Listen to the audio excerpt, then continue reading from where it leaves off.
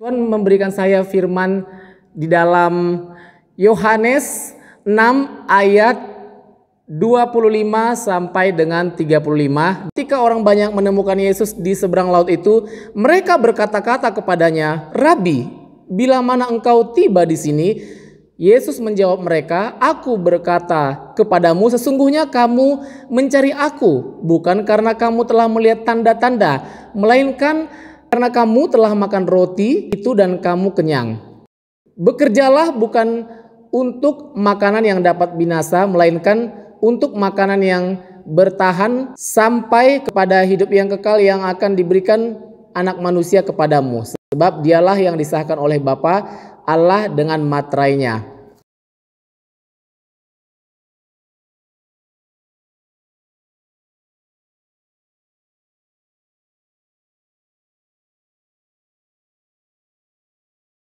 Kata mereka kepadanya, "Tanda apakah yang engkau perbuat supaya dapat kami melihatnya dan percaya kepadamu? Pekerjaan apakah yang engkau lakukan? Nenek moyang kami telah makan manna di padang gurun, seperti ada tertulis, mereka diberinya makan roti dari sorga."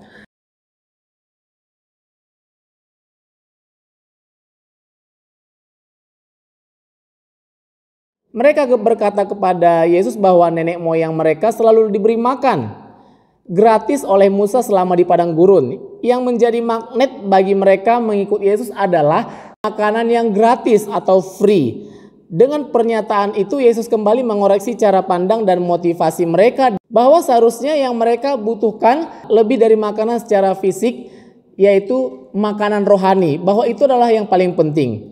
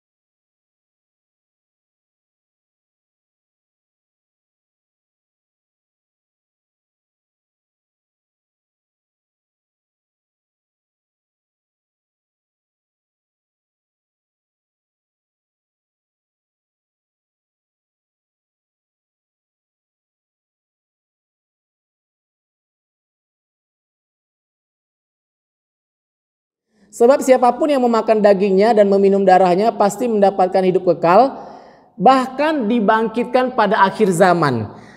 Ada jaminan di sini pada saat kita bersatu dengan tubuh Tuhan Yesus Kristus, kita akan dibangkitkan pada akhir zaman di Yohanes 6 ayat 54. Pernyataan ini sekaligus bermakna bahwa menolak roti hidup berarti binasa. Siapa yang menolak Yesus, ujung-ujungnya adalah kebinasaan.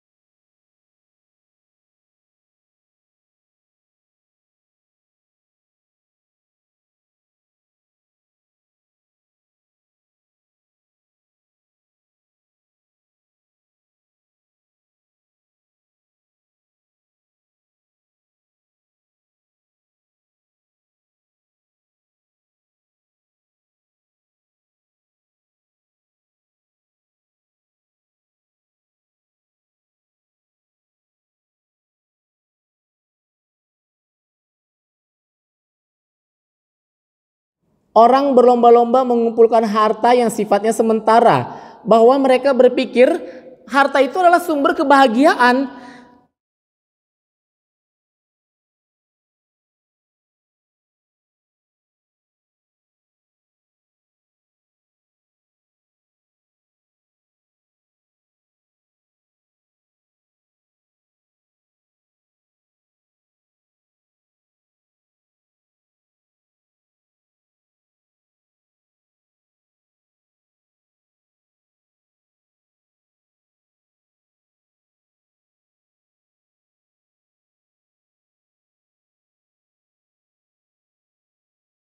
Bekerjalah untuk kekekalan, bukan untuk duniawi yang fana.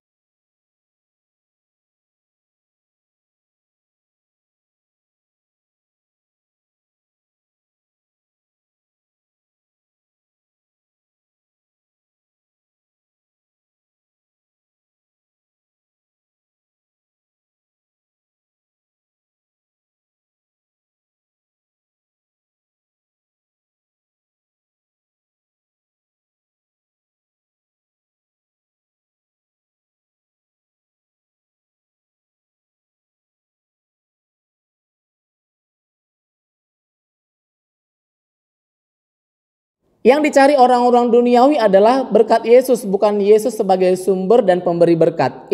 Bukan berkatnya yang kita menjadi prioritas, tapi sumber berkatnya. Sumber berkatnya itu adalah Yesus itu sendiri. Karena kalau kita udah cari sumbernya, bahkan tidak hanya uang, apapun akan diberikan Yesus, keselamatan, bahkan kita dibangkitkan pada akhir zaman.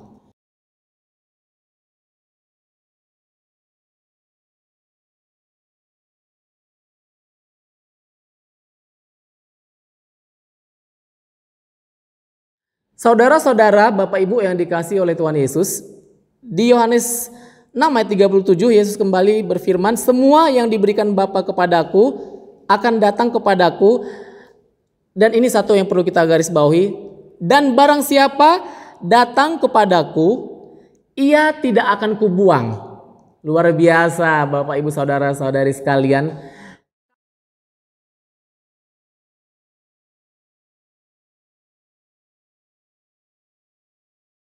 Dan barang siapa datang kepadaku, ia tidak akan kubuang. Kembali lagi di sini Yesus menjamin dan berjanji bahwa siapapun kita, bagaimanapun kondisi kita, pada saat kita datang kepada Yesus, mungkin kita penuh dengan masalah, keluh kesah, kita taruh di kaki Yesus, maka Yesus akan memberikan kelegaan bagi kita. Jaminan atau jalan menuju keselamatan itu adalah Tuhan Yesus Kristus. Tidak ada yang lain, karena Yesus yang sudah menebus dosa kita manusia supaya kita layak di hadapan Bapa. Seperti pengalaman saya sendiri, ikut Yesus itu nggak mudah. Kita harus benar-benar mengurangi ego kita, keduniawian kita, karena kalau ikut Yesus itu tentu saja banyak rintangan yang kita hadapi. Kita harus melawan keinginan daging kita, di mana itu pastinya tidak mudah karena kita masih hidup di duniawi. Kita masih punya keinginan duniawi, tapi di sini kita harus bisa mengontrol. Roh kita memang penurut, tapi tubuh lemah. Bagaimana caranya kita bisa mengontrol itu? Ya kita rajin ibadah atau persekutuan ibadah, pemuritan dari ruang lingkup terkecil. Kalaupun misalnya sekarang lagi PSBB ya, melakukannya lewat baca firman. Yang penting kita tetap ingat sama Tuhan. Dan tentu saja dengan cara bertobat. Jangan hanya fokus kepada berkatnya, tapi fokuslah siapa pemberi berkat.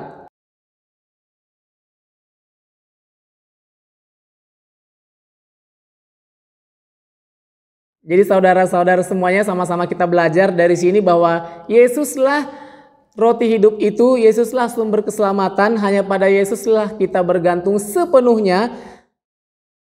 Bila saat ini saudara lagi berbeban berat, lagi punya masalah besar, jangan datang kepada guru-guru atau kepada ahli-ahli tenung atau kepada dunia yang sifatnya menyesatkan dan penipu. Iblis itu adalah penipu, tapi datanglah kepada Tuhan Yesus.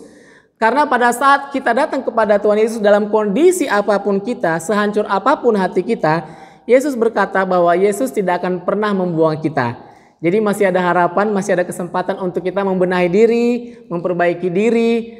supaya kita layak di hadapan Tuhan dan bisa mendapatkan